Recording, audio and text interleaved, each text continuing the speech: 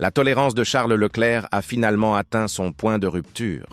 Le pilote monégasque de Ferrari a été l'auteur de l'une des manifestations de frustration les plus intenses jamais observées dans le système de communication de la Formule 1 et cherche désormais à limiter les dégâts.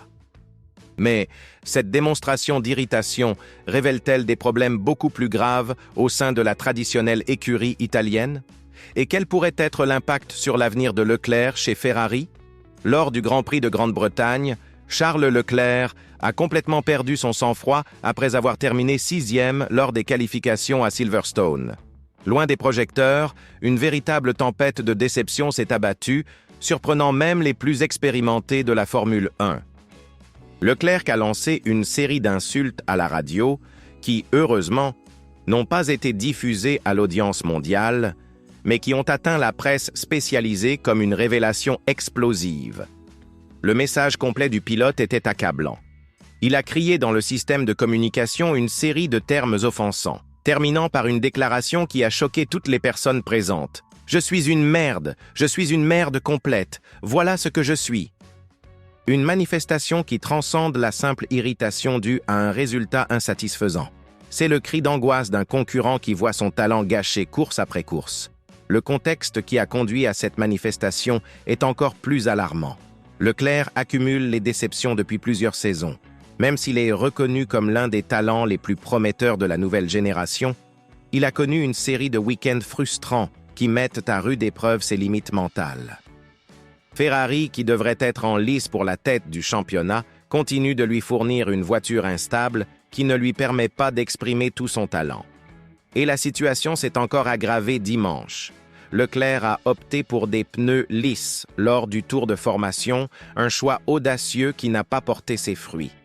Le résultat a été une course catastrophique qui s'est terminée par une 14e place sur la ligne d'arrivée.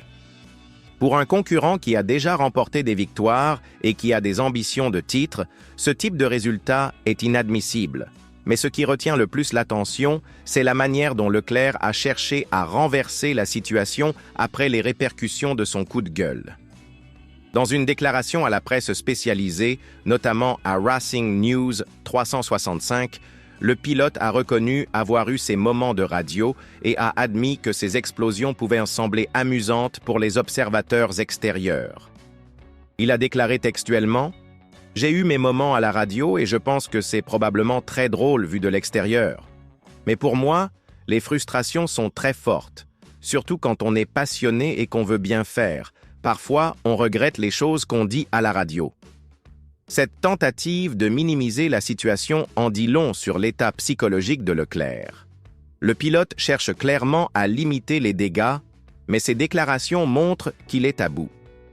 La passion dont il parle est précisément ce qui pourrait devenir son plus grand obstacle. Lorsque la passion se transforme en désespoir, les conséquences peuvent être dévastatrices. Et cela ne s'arrête pas là. Leclerc a également avoué qu'il avait souvent l'impression de laisser quelque chose derrière lui le samedi, mais que le dimanche, il parvenait à tout rassembler. Cependant, dans le cas de Silverstone, il a reconnu avoir laissé filer des points importants, ce qu'il considère comme inadmissible. Pour un pilote qui est chez Ferrari précisément pour se battre pour le titre, perdre des points à cause de ses propres erreurs est un cauchemar. La pression sur Leclerc est colossale. Ferrari investit massivement dans la mise à jour et l'amélioration de la voiture, et toute l'équipe travaille d'arrache-pied pour offrir aux pilotes un ensemble compétitif. Leclerc a mentionné que tout le monde travaille d'arrache-pied pour apporter des améliorations le plus rapidement possible et qu'il espère que lorsqu'elles arriveront, elles représenteront une avancée significative. Mais c'est là que réside le problème. Et si les mises à jour ne fonctionnent pas? Et si Ferrari continue à livrer une voiture irrégulière? Leclerc a déjà montré qu'il était à bout émotionnellement.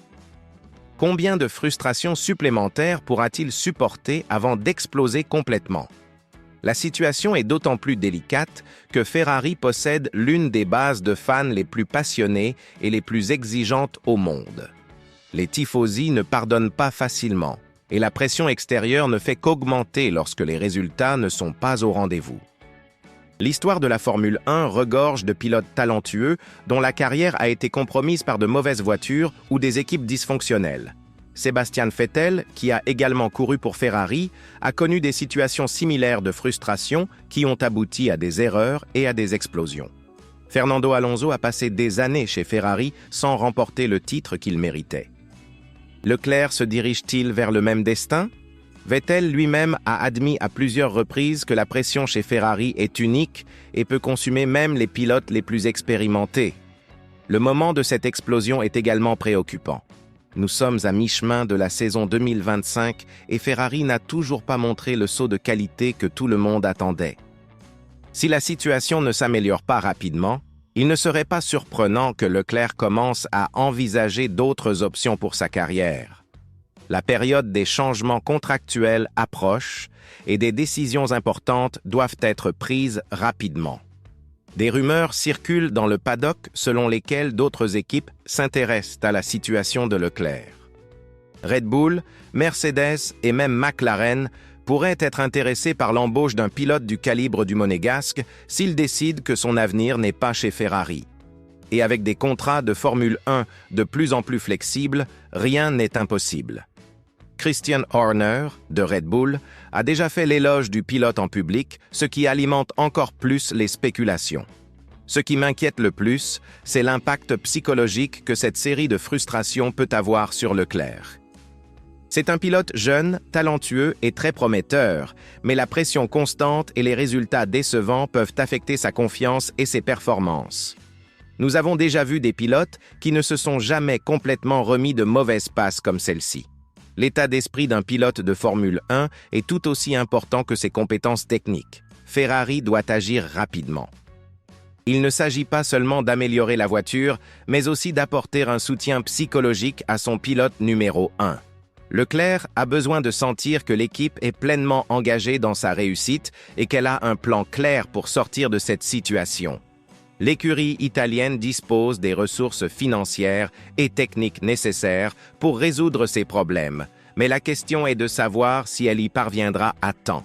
D'autre part, Leclerc doit également mûrir émotionnellement. S'emporter à la radio peut être un exutoire momentané, mais cela ne résout pas les problèmes sous-jacents. Il doit trouver des moyens plus constructifs de gérer sa frustration et canaliser cette énergie pour améliorer ses performances.